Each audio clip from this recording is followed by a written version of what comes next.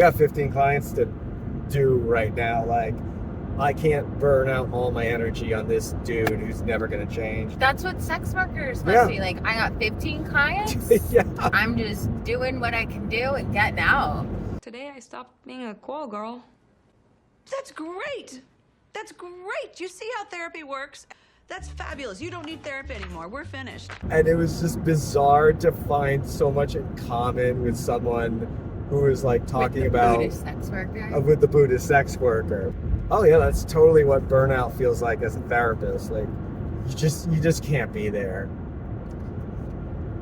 But you're doing talk therapy and medication management while she's sexually satisfying these people. I mean, that's a different level of... But it's the same. Like, I can... Is that the same? Is talk therapy the same as blow?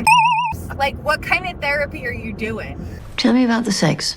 Well, I'm very horny, and your little scarf isn't helping. Most sex workers get to a point where they learn to kind of go in and out of dissociation. And if you already have some traumatic, history, like, you're already practiced in going in and out of dissociation. I would think most sex workers, at least in the U.S., have some sexual trauma. Probably. I mean, I think that's a pretty easy kind of guess to make. Because most people can't dissociate, go in and out. But it was interesting for her to be like, oh, the only reason I could do it as long as I did and also be as good at it as I was by not dissociating.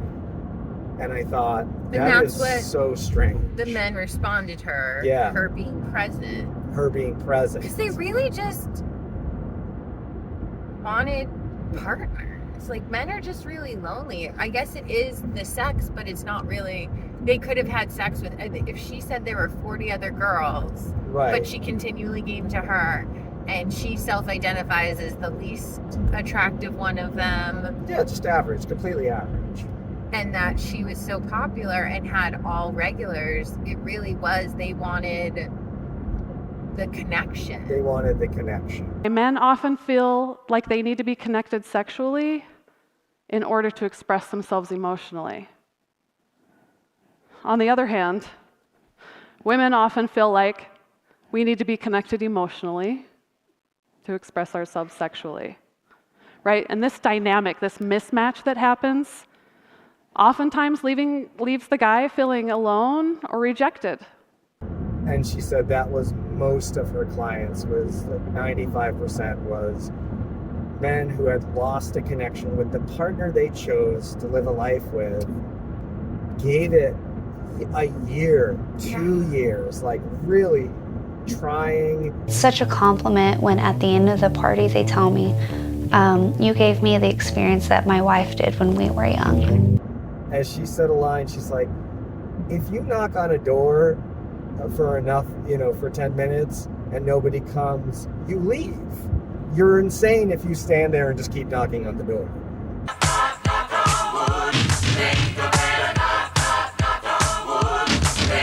But, that's pretty accurate. When did she say it happened with most people? Like, is it middle age? Is it right after they have a kid? Is it just... It's funny, she didn't make any reference to age. Like younger folks, older folks. It was always about the loss of connection with their partner. And the kind of like, it was always the same story for 95% of them. There's just a change in the sexual response. Again, like how present their partner is with sex or how frequently it is. I am a retired high-end escort, and I was also the madam of a really popular brothel. And most of the men who were clients, I would say like 98% of them, were nice guys. Yeah, shocker, right? The blowjob on your birthday is not very gratifying because it's obligatory. I think there's a whole group of married couples that only have sex on obligatory random holidays. Why? That's silly. Because they don't like each other. Yeah. You know when a girl is into what she's doing and when she's just performing the mechanics. Ooh, what you did to me this morning? Oh, baby girl. Need a bucket of ice. and that loss of intimacy. The girl put some thought and some effort into when your wife, the love of your life, put some thought and some effort. Yes. Did I not seduce you? Are you not entertained? Do I not currently seduce Always. you? Is this not why you are here? Do I'm you just not saying. have all of every fantasy you've ever needed? Everything I've ever Thank wished. you, sir. It's such a big line to cross. Yeah, it is such a big line to cross. Yeah, I get people flirting with their coworkers and even that leading to physicality, but making a jump to a professional and paying them, Right. seeking that out is a big leap. And that's what she said. Like it would always be like 12 months of nothing, 18 months of nothing. In their partnership, the woman has shut off. Then they go to a coworker or someone they have someone easy in their access. circle. That blows up. Then they go seek a sex worker. Just like A to B to C, predictably. I think men ultimately want to never feel rejected from their woman, sexually and connection-wise. Like, they want, in a way, their mom. You want to f*** your mom? So does everyone. Get in line, ho. When you think of a mother, it's like, always will embrace you, always will give herself to you. There's nothing you can do to push her away. I think men want that in a female partner. 3 of the most searched terms are mom, stepmom, and MILF. I find it funny that stepmom is hotter than mom. I just f***ed your father. If I take your clothes off, do you look like your father? I think they're looking for the attention. The guys always want the yes. I think women don't realize how painful it is for a man to be rejected because they'll never show it. Jiu-jitsu man get angry on the inside. Yeah, exactly. Right. And these little, I think when you're in a marriage long term, being rejected for, what did she say, 12 to 18 months? 12 to 18 months, yeah. Yeah, you eventually leave the door. You go knock on someone else's who will open it up, and a sex worker will always open that door.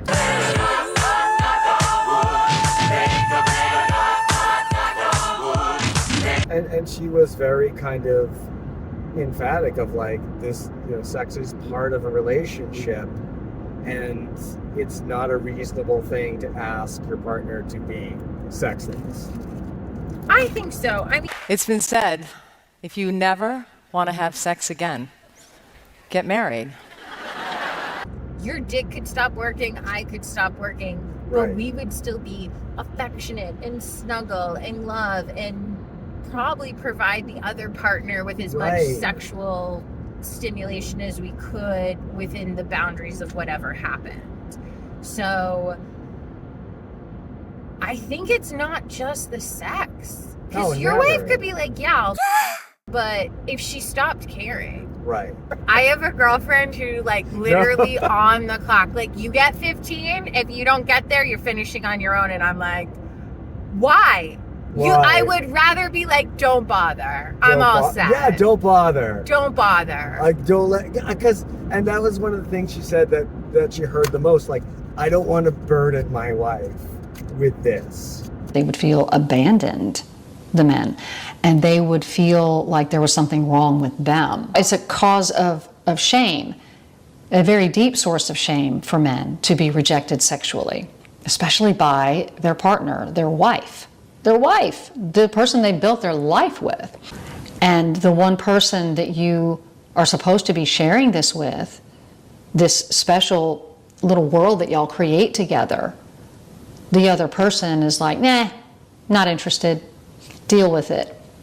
You can have a tendency to feel like your sexual desires can be a burden on the woman that you're with.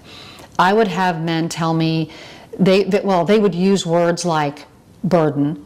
They would also say things like, well, I don't want to bother her with my needs. And I thought that was just incredibly sad.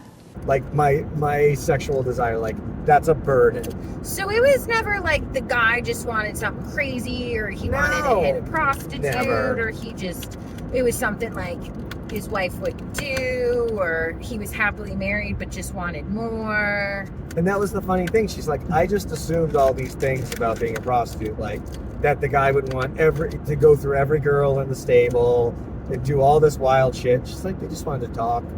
They just want to talk and have sex with someone who wasn't somewhere else while they were doing it. The part that was so resonant to me as a therapist was there's a big difference between having customers and having clients. And when you have a client, it is a combination of you're providing like you're doing something, but you're also forging a relationship, and the relationship is part of what you do. Because the relationship is part of what someone is looking for. It's like you with personal training. Like, no one gets out of shape because they are baffled with how to be healthy. So much of what you do is about figuring out where their block points are and then giving them momentum to get over them. I train a couple, but then the wife came and she said, it's because he trusts you. I formed a relationship and made him trust his body and me. I'm very cognizant of injury prevention. We're doing this for health. I don't need to time you on how many power cleans you can do. Yeah, we're not doing it. Wait for time. Yeah. Right? That's not what we're doing here. And, the more I've learned from him, he said, I was very fearful of hurting my body. Yeah. And I didn't want to say that to my wife. I didn't want to say that to the instructor. But now I have a formed relationship and he trusts me. And his wife is like, you've given him something. He's done the work, but he wouldn't have done the work if he didn't have the relationship with him. You encouraging him along the way, telling him he could do it. It's one of the best things to see as a personal trainer. It's like with you as a therapist, when you see your client listen to you and you improve their life, like you really feel like a healer. That's my payment. Yeah. When people say things like that to me. And the fact that she said he trusts you, and that's why this is the first time in 67 years this man has ever consistently worked out and seen results, is because of that connection. You really do need that. It's a bizarre relationship. I don't think there's any the closest thing I think to a provider-client relationship is like the old confessor sinner relationship. Priest. Like the priest Confessional. Exactly. Like there has to be a trust, there has to be a relationship, but you're also like, it's all one way. Like it's not, when you're providing it, you have to put yourself on the shelf. It's not a friendship. Right, yeah. He brings me his worries. I don't bring him mine. I don't discuss my aches and pains, my injuries, my workout schedule, my food logs. Like it is one-sided. It feels so intimate, but it also is like there's money being exchanged hands, and there's also, it's one-sided. Yeah. And it's funny because now I'm leaving where I'm at. I'm getting all this feedback from people that I'm seeing for the last time, and they're saying all this nice shit to me.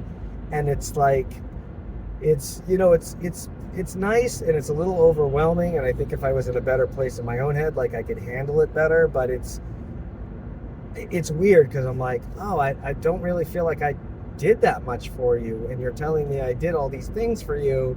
I don't like people telling me they have I've had this big effect on their life. I'm like, how? Like, how is that possible? It is weird. When I left the boxing gym and I connected with people there, I was pretty popular, and people would be like, yeah, this is great. I have so much fun. Thanks. But when I left, people wrote handwritten notes and cards. I cried, and I kept all of that. Some were sweet and thanks, blah, blah, blah, and some got me gifts, but there were like, I don't know, a dozen people who wrote me letters, at least a page long, that were so meaningful, because it's such an intimate thing. Somebody's body, someone's mind. And when they trust that part of them with it, and you're asking them to do something outside of their comfort zone, and they do, and it works well, like you consistently build bricks of trust. But on a daily practice before the gym closed, like I knew that they were grateful and nice people, and they'd be like, oh, thank you. And it wasn't shocking, but the level that I touched them was beyond. And since we have no sacred space in secular society anymore, like there is no father confessor. Is it so hard to believe that God has brought you here? I guess not. It's very easy to be sarcastic about religion. There's some three kings. They give you mirth, what the baby gonna do with Mirth? But okay, dear little sweet little baby Dear Jesus. sweet little baby Jesus. You tied a Capricorn and you came back in Aries. That must have been tough. Amen. I will help them. Forgive me, Father. Thank you, Father. Whatever. Jesus, Mary, and wafer, whatever. There is no, so it's kind of like Therapy really is the last thing. yeah, like these but also all these client relationships can be so meaningful to people. Yeah.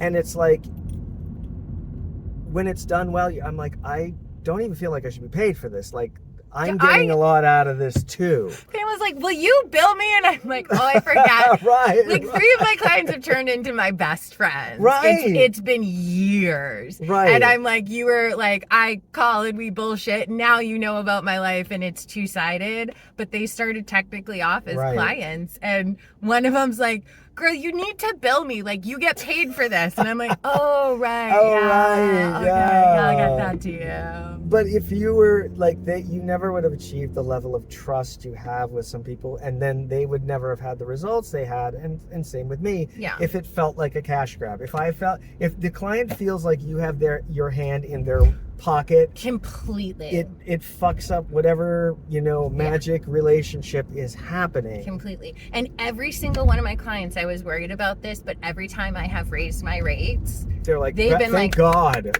good job, girl. We were waiting, like, why you should value yourself more. Right, way. It's like with our babysitter, we're like, we are way underpaying her. You're like, fantastic. Like, and she hasn't asked. Like, we have got to. I was just like, by the way, here's a raise. You're part of the family. Yeah, You're honestly, meaningful and so great for us. But it's just weird to have these you always assume that money will ruin any possible relationship. I've always assumed that, but I think there can be a client relationship as long as it is not exploitative, because you could really exploit people once they trust you. But I would say for people I train, if they came to me and they're like, I'm going through some financial difficulties, I'd be like, for free, let's go. And I remember like some people have been like, I want your personal training, I'll give you no. anything. I'll give you one woman was throwing out rates and I'm like, this is weird now. And no, like they've offered me more money and I'm like, your personality, I will never train you. Right. Here are some recommendations. I don't say that to them. I'm just like, my schedule is really booked. I just can't take on anything more. I really appreciate it. Here's a great person who will work for you. But yeah, there are some people, there's no amount of money. And it's not like, oh, scuzzy guy's hitting on me, because usually it's women. No, there's always women. Yeah, and I'm like, no, because this just doesn't feel good. I'm not going to help you. I'm also not going to be the best trainer for you. Because I have to disassociate. I would have to disassociate. Yeah, right. Like, you repel me. You repel me. Well, it's not even that, because there were two that I'm like, we get along so well, and they were shocked. You don't want it. My job is you whine for everything, and I need you to at least want this more than I do for your own body. Do you want to drop me off and I can pop out? Bye.